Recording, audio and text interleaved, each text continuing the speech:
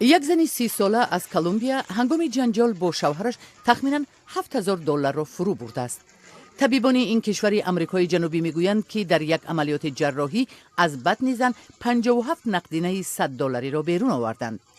رسانه های محلی کلمبیا نوشتند که این زن بعضی اشیای الکترونی خانه‌اش را فروخته آرزو داشت است که همراه با شوهرش به سیاحت رود، ولی بعد مناقشه نخواست است که این همه دارایی به شوهرش بماند و پولها را فرو برده است.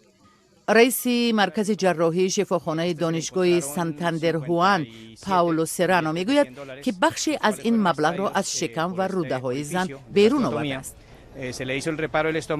57 دانه پول $100 از چوک شکم بیرون کرده شد.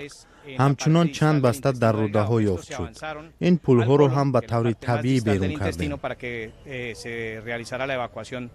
این زن پول ها را بدون پیچانیدن در متاع مخصوص فرو برده است و ظاهرا نیت نداشته است که سرمایه را پنهانی به جای امن انتقال دهد. سرانو میگوید که زنی بیچاره نمیدانست چیکار کند.